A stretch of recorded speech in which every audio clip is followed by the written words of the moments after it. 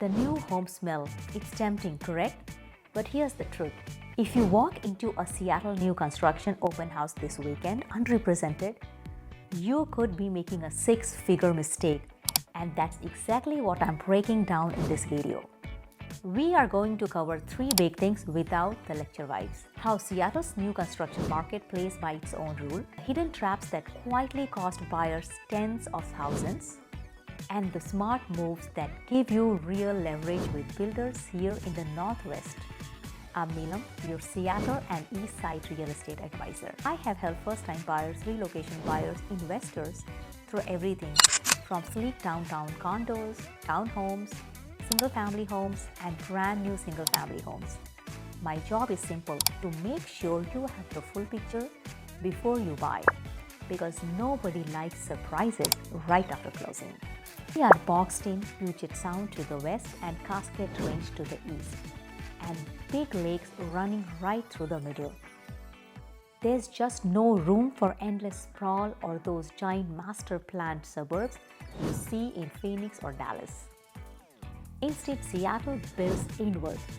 That means older homes get replaced with 2, 4, or 8 unit townhome projects, small plats, and one-off new builds. Here, infill isn't the exception. It is the norm. But with that comes a wide mix of builders. From boutique teams crafting a handful of homes a year to big developers with massive projects, quality, service, and warranty support can vary wildly, sometimes even from one block to the next. I have seen small builders deliver amazing homes with white glove care, and I have seen large developments struggle with delays, especially during the pandemic and the regional concrete strike. It's a reminder, in Seattle, even big names can hit roadblocks. So here's the bottom line. When you are buying new construction here, you are not just evaluating the home, you are evaluating the builder, their reputation, their consistency, and how they handle issues when they come up. Listing agents at new builds. Next, let's talk about that friendly faces in the sales center. They are great at what they do, but remember, they work for the seller. Their loyalty and fiduciary duty go straight to the developer, not to you. Washington's agency laws make that crystal clear. That is why you need your own representation. And no, it does not usually cost you extra. Most builders here already budget for buyer agent compensation or equivalent incentives, though the structure can shift with the market and brokerage rules. The point is, you deserve someone in your corner, someone whose only job is to catch red flags, negotiate fair terms, and make sure your interests come first. If you want, I can walk you through what's standard right now before you start touring. It will make everything smoother and a lot less stressful. The incentive game, a quiet goldmine. Here's something a lot of buyers overlook. Seattle is in a moment where seller concessions are everywhere, especially with condos and new construction townhomes. Builders are getting creative. Recently, about 7 in 10 Seattle sellers have offered some kind of financial incentives, closing cost credits, rate buy-downs, repair budgets, you name it. That is one of the highest rates among major US metros according to Redfin, which means if you know how to ask, you have got real negotiating power. Here's a real story. A developer advertised $50,000 credit with their preferred lender. Sounds amazing, right? We negotiated better closing timing, design upgrades, and extra flexibility on closing. Because here's the truth, in many Seattle projects, almost everything except the list price is negotiable. So don't just look at one builder's offer. Compare incentives across projects. Each developer's pace and inventory pressures are different, and that means their deals are too. Timing, when the weather helps your wallet. Seattle's market still has a rhythm, and yes, the seasons matter. Late fall into the holiday, roughly November through January, is when things tend to cool down.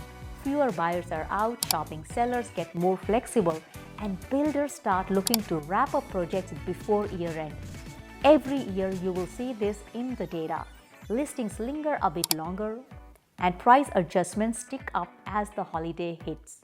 If you can be ready to buy then, it's often the softest landing for a new construction deal.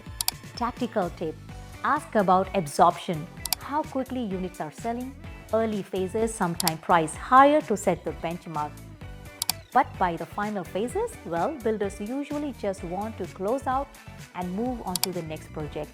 And that is where you can find your best leverage. Contracts: why the fine print favors the builder. Here's something most buyers don't realize until they are already under contract. Big new construction projects often don't use the standard Northwest MLS forms.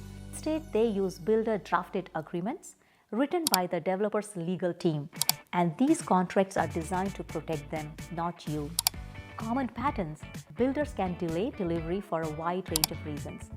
Buyers get very short window to finalize financing. Inspections are often informational only, meaning you cannot use them to negotiate. That is why it's critical to read every page, and if you are unsure, have a real estate attorney review it.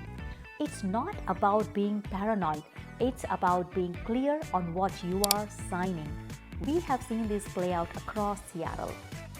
Between pandemic disruptions and the regional concrete strike, some towers finished years behind schedule, and the contracts gave developers that flexibility while penalizing buyers for missing closing date. What imbalance? That imbalance is baked into most new construction paperwork. Knowing that upfront helps you protect your timeline and your peace of mind. Delays you can actually plan for. Even for new townhomes, the last mile can get messy. One common culprit: power hookups. Seattle City Light has publicly warned about longer lead times where new service connections, supply chain delays, staffing gaps, you name it. Translation: your home might look finished but stay dark for weeks. So build a little slack into your plan. And don't give notices on your current place until those key milestones are truly met. Another pro tip: make sure contract requires a certificate of occupancy before you are obligated to close. If the builder is being optimistic about a quick sign-off, that clause protects you in case inspectors find last-minute corrections, because in new construction, hope isn't a strategy, but good paperwork is. Inspections, yes, on brand new homes. New homes are built by people, not robots. And people make mistakes.